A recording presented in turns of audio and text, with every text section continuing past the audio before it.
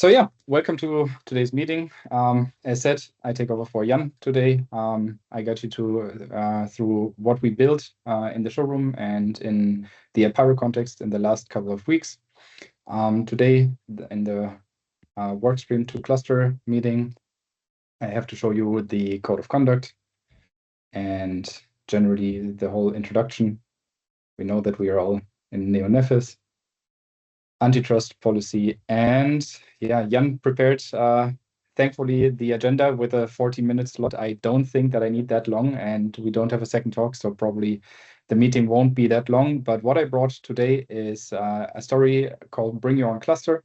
So the idea about hosting in a sovereign environment, and I have an example workload, which is a private LLM that we built a while ago, so an LLM workload, but this is not the main focus. It's more about, okay, how do we make a deployment, a workload actually sovereign? And how can we control it while not being influenced by provider choice or needing to have operations all on our side? So what I'm doing here is I build everything on platform mesh and the Apeiro stack that we have already. My team builds with external cloud providers a tool called SimpleCluster. This is a standard Kubernetes operator that harmonizes the APIs and the contract for this Bring Your Own Cluster story, and then we're going to move a workload. So again, this is done by me and my team, but let me guide you through it. SimpleCluster and Sovereign LLM. So the whole story is about workload placement. It's about, as I said, we use a private LLM workload as an example, but it's only today's example. And generally, we all know in a SaaS provider's environment, usually when you have a managed workload that runs usually on the provider's infrastructure. So as a customer, I don't really have the power to decide where my workload runs. And what I'm going to show you here is that we use the same managed service while the customer, in this case, me or us, can decide where the workload actually is being run. So in this example, we start where the workload is in a traditional way hosted by a SaaS provider, so externally outside of my control. And the goal is then to bring it back home to a sovereign infrastructure, which is in this case SAP's environment, because we own the hardware. The idea is also to keep the operations and the managed lifecycle at the operator side so that I don't have to take care of deployment, scaling, and whatever is required to host this, in this case, LLM workload. And everything is built on platform mesh and SimpleCluster. SimpleCluster, again, is the operator that we built to harmonize providers' APIs or contracts so that we can simply build clusters and destroy them and also use them. When I say clusters, I mean Kubernetes clusters. And platform mesh, and yeah, short recap, platform mesh is a Kubernetes native platform layer, like everything here. So we are building on top of Kubernetes. And platform mesh lets any provider expose services and any consumer discover, order, or manage them through a single declarative API that works across clouds, has no vendor lock-in, is multi-tenant, and is also backed, like most of it here, by the Neo-Nefos Foundation. What I got you through is 4 steps. So this demo has 4 steps. The first one is the provider lifecycle. So the provider here is the SaaS provider that I'm talking about, and the provider keeps the whole time the responsibility for upgrades, for generally status and operations. So it remains a pretty normal standard SaaS lifecycle. Then in the next step of the demo, the customer, so us, we decide where the runtime should run. So the provider keeps the lifecycle while we run the actual workload of the LLM. And the important part here is that there's no migration project. We do not need to create a ticket or anything in the provider workspace. We can literally decide and take control over our workload. And everything is done also Kubernetes natively with a kubeconfig secret. So connection information to a Kubernetes cluster, but I'll show you in a second. The next step then would be that when I apply this change, the runtime will move So the runtime is the LLM workload in this case, and the workload and the data plane then leaves the host, so the SaaS provider, and moves to a target environment of my choose. The provider then manages the workload, even if it's not on their environment anymore.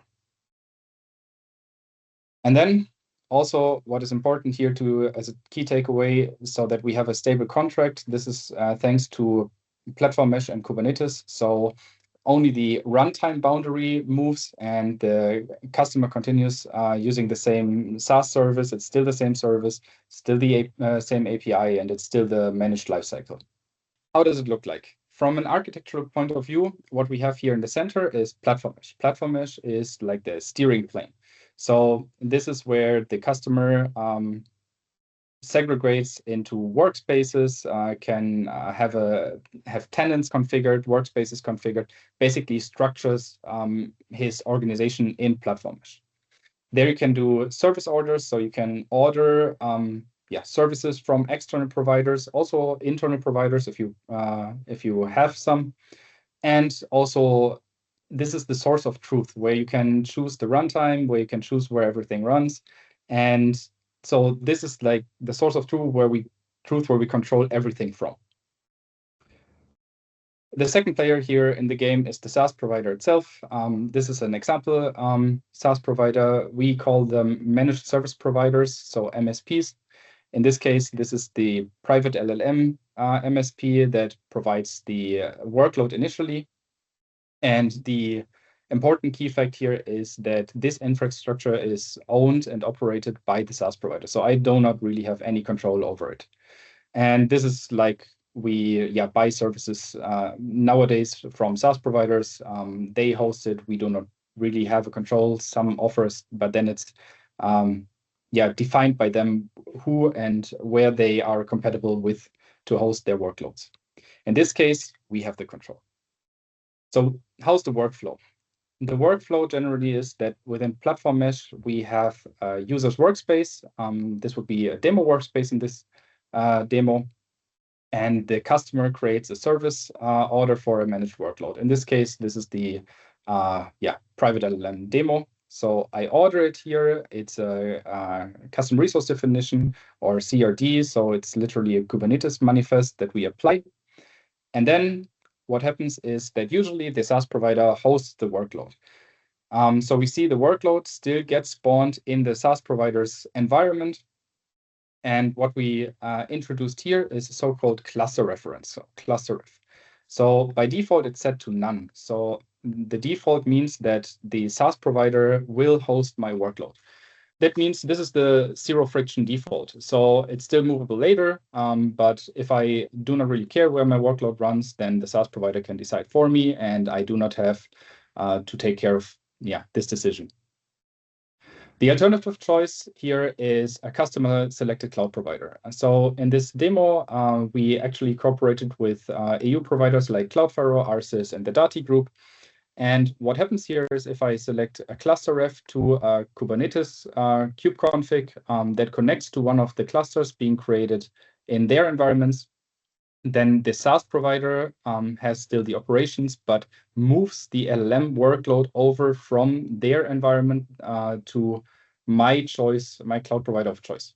This is better already because it's already my choice, but on the other side, it's still cloud. So it's owned, not necessarily owned by me, SAP in this case. So what would be the next reasonable step? If I have the hardware and the data center, I move it to a sovereign environment, which is my customer-owned sovereign infrastructure. This is, in this case, an SAP self-hosted environment. This is where we control the hardware. We have full data control. It's on-premise, and it's owned by me.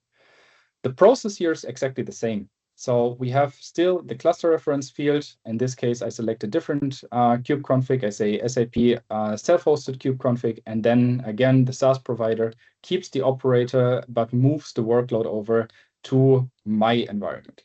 And since we use Kubernetes, this is a standard way. We did not customize anything here. So let's do it live. Keep in mind that we decide now, and we only control the platform mesh, so the box in the middle, and everything else I will not touch. What I prepared here is exactly the graphics that we saw before.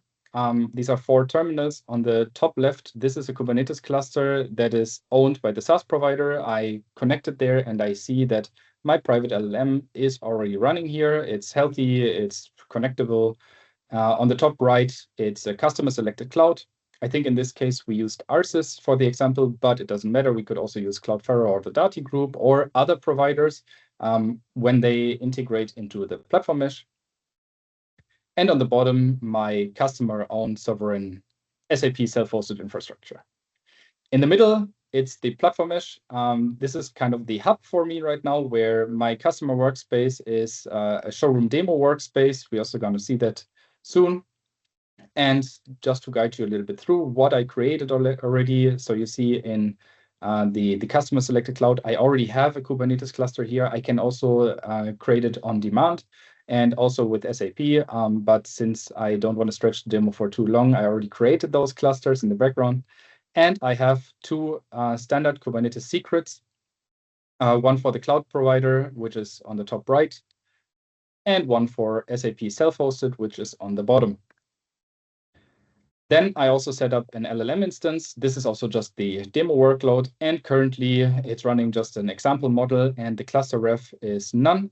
So that means right now it's hosted on the SaaS provider because I did not actively influence that choice. I can also quickly show you the platform mesh UI. So here I am in my demo account. I have a marketplace. In the marketplace, I enable the LLM service and the SimpleCluster, as I called it. So SimpleCluster is the harmonization so that I can order clusters from various AU providers, and the LLM service is the actual workload. Now, when I go into my workspace in SimpleCluster, this is exactly what we saw already. We see the cloud provider, which is currently selecting Arsys as a backend, as a provider. And we see the SAP self-hosted one. This is my sovereign environment, and this is working based on Gardener and OpenStack. When I look into the details, I see certain information about my clusters, like how many nodes and whatsoever. I used very small example clusters here because I don't need a lot of compute power. And I could, in theory, also download the kube config and connect directly to the cluster right from here. In the instances, so this is the LLM instances that I use to shift my workload, or that is the workload. I have the private LLM, and currently there's this bring your own cluster field, which is the cluster reference, and it's set to nothing. So that means it's hosted in the SaaS provider. It has an endpoint. Right now, it's also a showroom example. So this is one endpoint where I can literally interact with my LLM. The first step now would be I want to move the workload from the SaaS into a more controlled environment, which means I have a contract, for example, with Arsys, and I can order clusters there, and now I want to move it. So what do? I literally just prepared a patch here for the private LLM, and what it does is it sets the cluster reference to my cloud provider's kube config. And when I set it up, we already see that it's being created. It takes a little while for provisioning because, of course, the workload needs to move. And we also see all of that reflected in the backend. We see the instances in the LM is currently in provisioning stage, and the clusters, nothing changed. The clusters are just there. I can use them because I created them before. After a while, I now see, okay, the workload actually is running in my cloud environment of my choosing, and the SaaS provider does not host my workload anymore. So it literally moved over. And also here in my SAP environment, nothing's deployed yet because I just moved it from left to right here. Can also prove that here the endpoint changed. So the bring your own cluster configuration now points to the cloud provider's kube config. It's in ready state. And I see an IP here because currently we do not have DNS enabled or a domain for it, but the endpoint is there. So my workload shifted. And now I can do the same. I already started with the SAP self-hosted kube config. So it's exactly the same thing. The SaaS provider's operator will now take care of removing the workload from my cloud environment towards my SAP sovereign environment. Also here, we see that the pod, the deployment and the service, everything is being initialized. It might take a while because also for an LLM, obviously it needs to download the LLM model in the background, but it says it's already running. So probably will update soon. And then we should see the endpoint coming up. Again, SimpleCluster. No, it's provisioning. Okay. Maybe we have some maintenance in the background exactly in the live demo. But okay, we see that the workload moved already and generally is available. All right. So what Apeiro can do for you here. So I think what's important from this presentation is that Apeiro brings the sovereignty back through standardized tooling, such as Kubernetes, and makes it available at service level. So already all the goodies that we know from Kubernetes, thanks to Platform Mesh, we can make use of it on a service level and move our workloads wherever we want. Platform Mesh here creates a marketplace, so where every host or provider can offer their own services and give us control back as customers. And customers choose which provider they use and where workloads and data run. Also, that gives us a new possibility for new markets because there might be space for new aggregators so that, of course, as a Dati group, they can offer their services in all the details that they can offer. But for example, SimpleCluster in this case is a harmonization layer. That could be also an external company that creates a harmonized layer so that I can choose wherever I want to host and maybe do not have the deep level configuration details like Dati would expose themselves, for example, or Cloudflare, but maybe sufficient enough for me to be independent from the cloud provider. And SimpleCluster right now demonstrates this model by making the external infrastructure provider easier to consume. If you have any questions, you can reach me under my SAP email, which is Dominik Weidenfeld at sap.com, or my company's address, it's dominik@ncoco.eu. And what I showed you here is standardized foundations and a service level sovereignty and generally simpler access to new providers. Thank you. There's one question. Sorry, I have a small question. I imagine this is quite simple as you showed with stateless workloads, but as soon as you have like data storage or something, does this still work, and how is the data transferred between providers? Yes. So the question is about the data generally, the lifecycle operations is still with the SaaS provider. So the SaaS provider knows how they store their data and how complex a migration would be. The interface is Kubernetes. So if, for example, Dati Group offers some example like an S3-like storage, and we are compatible with that, of course, the compatibility is there. For now, again, as you said, it's stateless, but the SaaS provider, since they're in control over how they do the migration, if, for example, there's a zero downtime deployment and switch between cloud providers, this is in their complete control. So they can decide how they're going to do it. It's all standardized with the Kubernetes operator. So we just rely on Kubernetes itself. And what I changed here is just the Kubernetes kube config. So in theory, you can also maintain both environments in parallel, have a migration plan. What I don't want to do here is defining a standardization because especially when it comes to data migration, there are so many ways to migrate data. And also there, maybe this could also be an external provider again.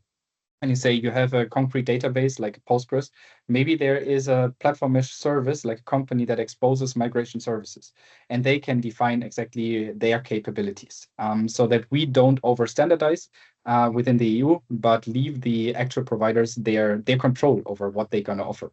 Thank you for your awesome presentation. Just one my question is, what are the requirements each of the provider do have to provide? Because you had some assumption finally on the applications that it can be deployed.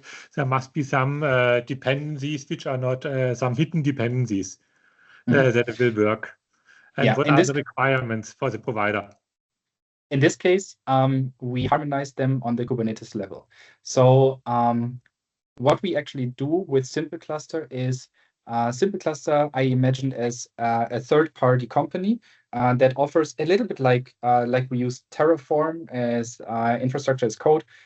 tool, one interface to multiple backends, because with Terraform you can also deploy to GCP or AWS or whatever it is, but it's kind of standardized, but even more. And in SimpleCluster, what we do is some providers offer us already Kubernetes clusters through the APIs, meaning we could directly request a cluster, and the common interface is the kubeconfig. So the way how we're going to connect to their clusters.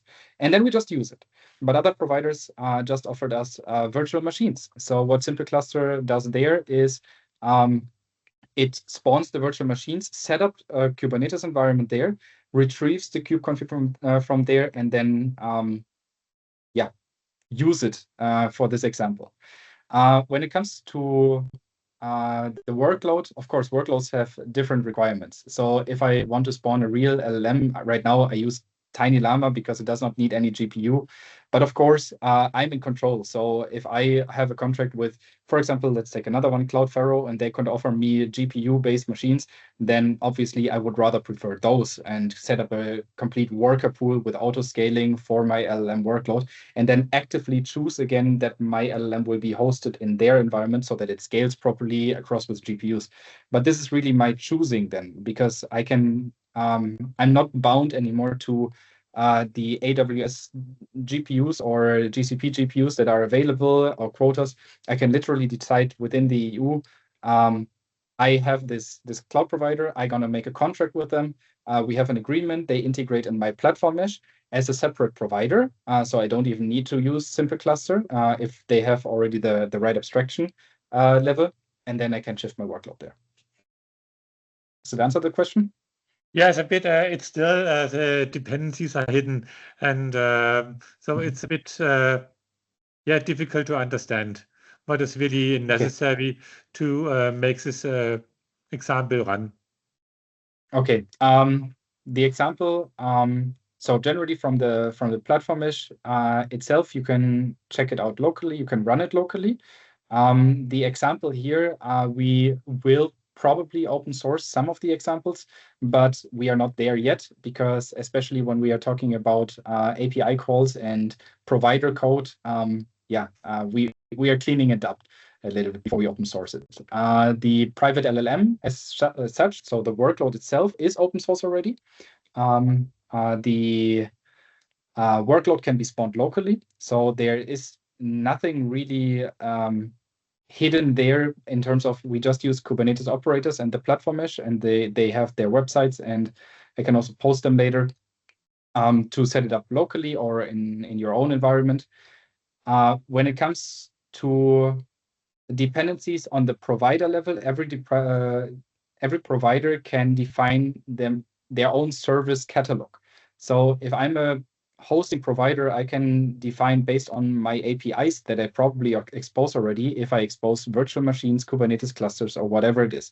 And done on or based on this, the only thing that I have to do is have an operator. This operator with custom resources, which is in general also an API again, exposes it to the platform mesh, and the platform mesh is able to pick that up. And so I'm, as a customer of platform mesh or user of platform mesh, I can use this custom resource definition, so this Kubernetes standardized manifest, like a pod, like a deployment, and order your services. I didn't want to go too deep into the platform mesh presentation. I think we had some of those, and I don't. I would rather link to those than explain platform mesh in its core concept. But the general idea is that platform mesh is a control plane, and the providers, the MSPs, are free to expose their services in their manners. Yes, thank you. Yeah, Dominik. Also, I think we have a lot of question about the standardization part, because this goes also in the dependency and migration plan, and the platform mesh itself does not standardize right away. So it's a matter of their providers. So each provider can expose their services in every level of detail. Some standards might emerge over time, for sure, but this is also what I mentioned with the SimpleCluster. There are possibilities for new companies or even existing companies to provide these harmonization layers, so that standardization is actually a thing that will happen automatically over time.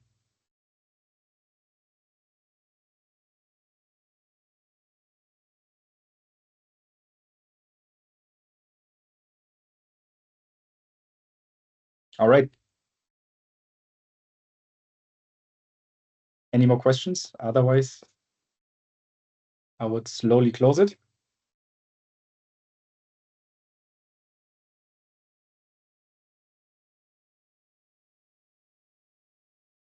All right. Then that's it for today. We had this one presentation. Thank you for joining. I will stop the recording now. And everybody, have a nice day.